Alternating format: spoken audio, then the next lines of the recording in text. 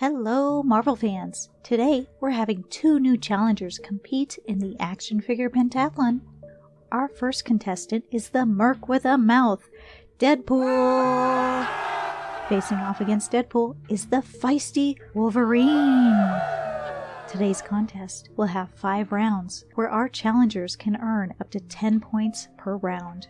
I ordered these two figures online, but I have seen parts of the X-Men wave at my local Walmart and Target. I haven't seen a Deadpool yet though, as he seems to sell first. Deadpool is the only figure of this wave that does not come with a Build-A-Figure part for Juggernaut.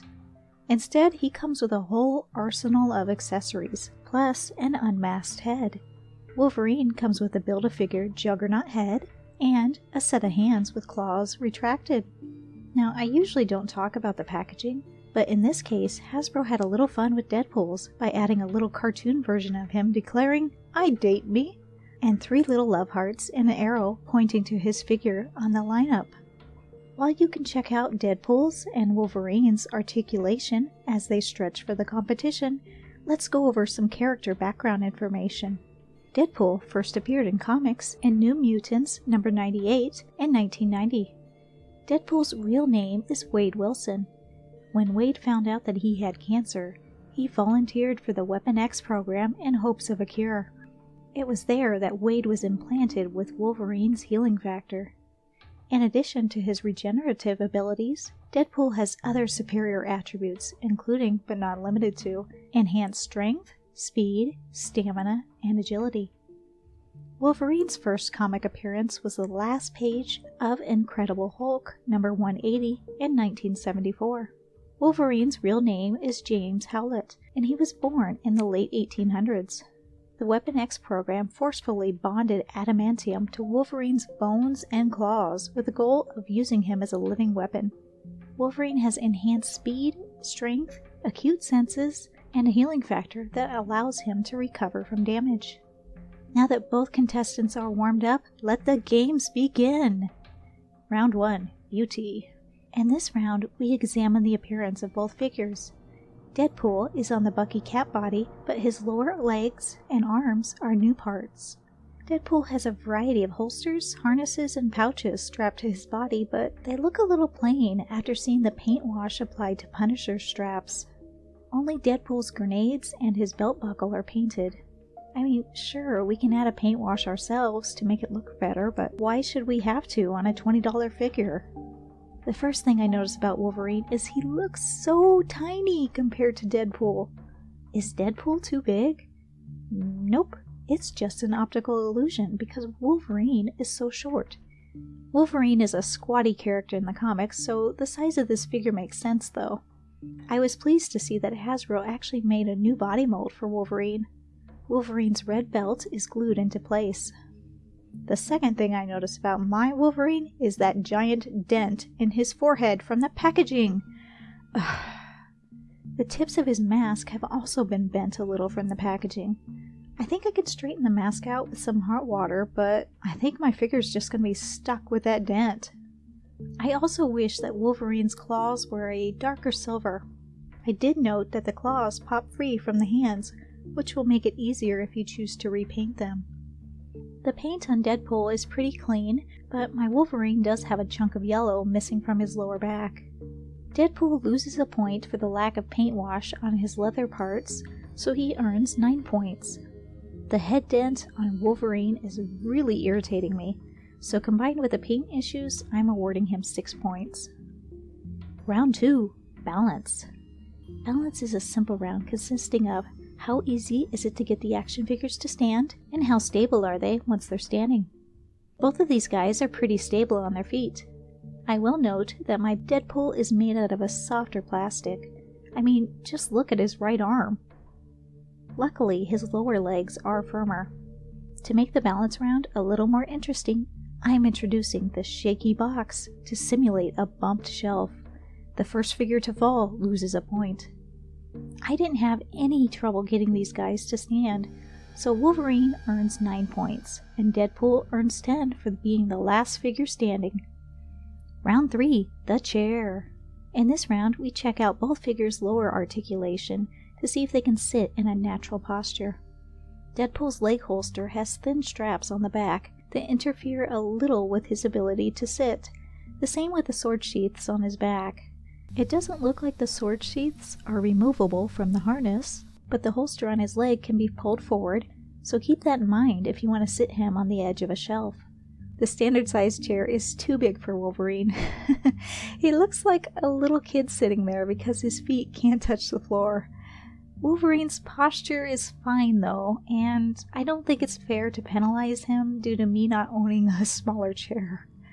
Both of these figures can bring their legs up to a 90-degree angle to their body and bend their knees at least 90 degrees, so they earn the full 10 points for this round. Round 4, Food.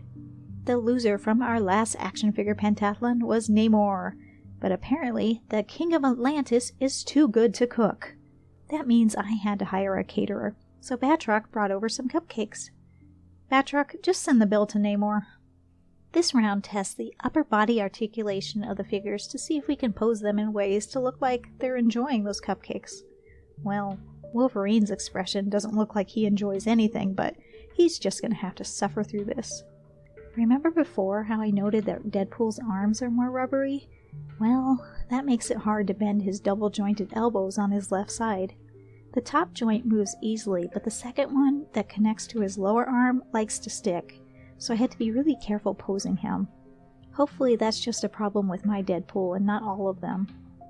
I didn't notice any problems with Wolverine's arms though, and that extra butterfly joint on his shoulders makes posing his upper body simple. Both figures can be posed to look like they are eating and can touch their face as well. I'm going to award Wolverine 10 points in this round because he was easier to pose with that extra butterfly joint, and Deadpool picks up 8 for rubbery elbows. Round 5, Comic Art Recreation.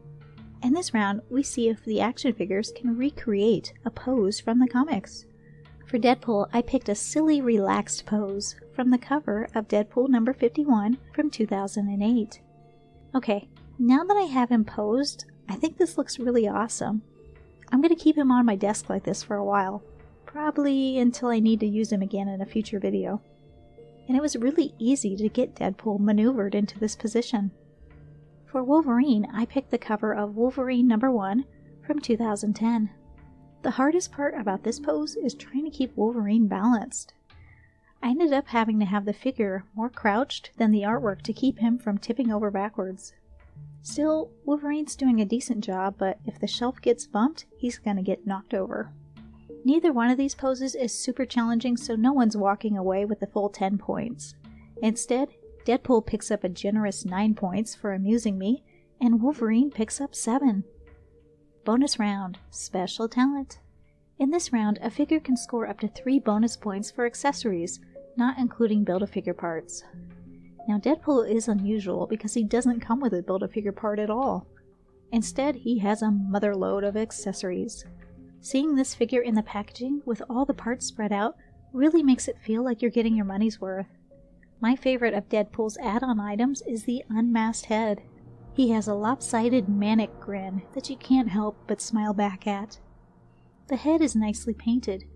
The eyes threw me off a little bit at first because no pupils are painted on, but Deadpool is sometimes drawn with his eyes solid yellow. Deadpool loves Mexican food, so we have a taco accessory with the meat and lettuce painted on. I would have liked to have seen some cheese painted on too, but that's a really small complaint for a really fun accessory. Deadpool also comes with 2 katanas that have painted black hilts decorated with red diamonds. These fit snugly in the sheaths on Deadpool's back. Deadpool's next accessory is a knife with a painted black hilt that slides into the sheath on his boot. Deadpool's remaining weapons do not have any painted details, and they include 2 handguns that fit in holsters on his leg and belt, 2 larger guns, and a bazooka that can plug in his back and matches the one that came with Punisher, except this bazooka is really plain compared to Punisher's detailed painted one, but Deadpool's does come with a removable boxing glove. Besides the Build-A-Figure part, Wolverine has alternate fisted hands with claws retracted. These are a nice accessory, but I wish we got an unmasked head too. I love extra heads. And I should note that while posing Wolverine for this video, his hands popped off a couple times. That's never happened to me in a review before, so I think they're looser than normal. As for scoring, Deadpool receives the full 3 bonus points for his accessories, and Wolverine picks up 1 point. So that means Deadpool's final score is 49. Wolverine's total score is 43. But this contest isn't over yet, because your votes matter just as much as mine. Let me know in the comments down below who you think is the better action figure. The winner will get to relax on the comfy chair, while the loser is stuck on cooking duty for our next contest, unless they're a punk like Namor.